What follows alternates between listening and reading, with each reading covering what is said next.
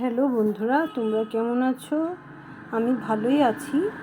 Actually এবার treatment সেরে আসার সময় আমরা চেন্নাই টু কলকাতা ট্রেনে এসেছিলাম, করমণ্ডল এক্সপ্রেস।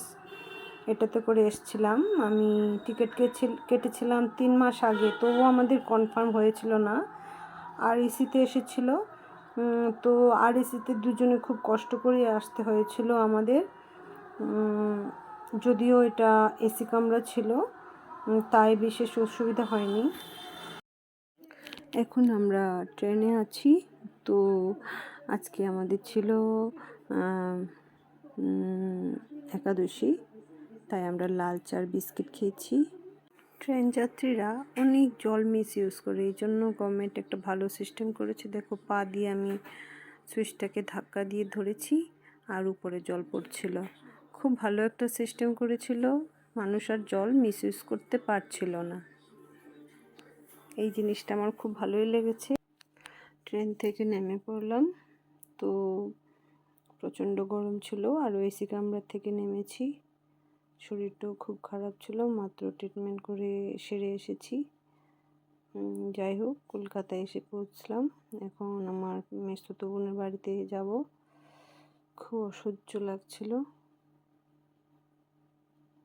এখন রওনা দেব আমরা বোনের বাড়িতে, বরানগর। তার মধ্যে একাদশী।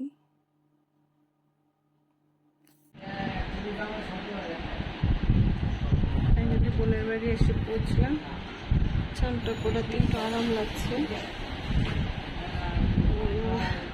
হ্যালো গাইস, এখন আমার বোনের বাড়িতে আছি আজকে। তো আমরা সবাই বেরোচ্ছি, এখন দক্ষিণেশ্বর যাব। তো দেখবেন, তো সঙ্গে আদ্যপীঠ, ওখানে আমি কখনোই যাইনি, তো ওখানেও যাব। তো গাইস, গেলে পরে দেখাবো মন্দিরটা। এসে পৌঁছলাম আদ্যাপীঠ মন্দিরে। তো দেখো গাইস, মন্দিরটা খুব শান্তি ছিল জায়গাটাতে। কোনো হুড়োহুড়ি, কোনো ভিড় ভাট্টা কিছুই ছিল না। দেখো মায়ের মন্দির এখানে। তো গাইস, খুব ভালো লাগছিল ওখানটায়। দেখো কি নিট অ্যান্ড ক্লিন ছিল, ভালোই লাগছে। আমরা 4 জনই গিয়েছিলাম এই আদ্যাপীঠ মায়ের মন্দিরে। আমি, আমার কর্তা, জামাইবউ আর বোন। তো আমরা 4 জনই গিয়েছিলাম। এই আদ্যাপীঠ মন্দিরটার কথা মনে হয় কলকাতাবাসীও সবাই জানেন না। তো গাইস, তোমরা যদি এই মন্দিরটাতে যাও, যেতে পারো।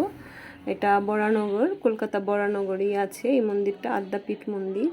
এখানে প্রসাদের ব্যবস্থাও আছে, ইচ্ছে করলে তোমরা অর্ডার করে নিতে পারো। দুপুরবেলা প্রসাদেরও ব্যবস্থা হয়।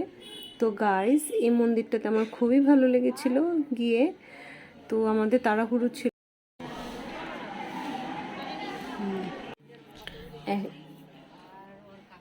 এই যে নমস্কার করে আমি এখন ভোলা বাবার কাছে যাচ্ছি। অ্যাকচুয়ালি যেখানে যেখানে মায়ের মন্দির, সেখানে ভোলা বাবা আছেই আছে।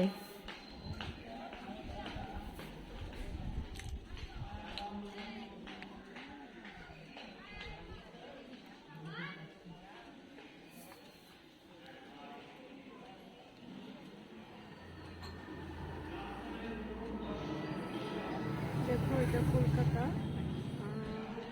বরানগরের সাইডেই আছে এই আদ্যাপীঠটা।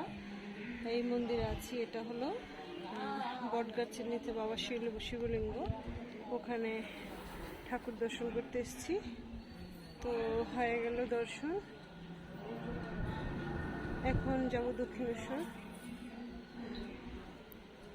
এসেছি দক্ষিণেশ্বর, অনেক বছর পর আসলাম দক্ষিণেশ্বর। বিকেল বিকেল এসেছি।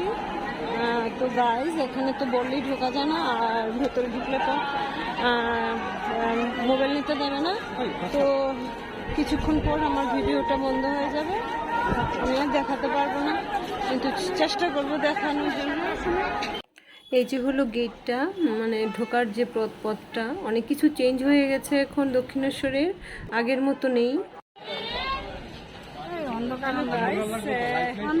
আমরা এখন পূজা শেষ করে অনেক রাত হয়ে গেছে, প্রায় 8টা বেজে গেছে।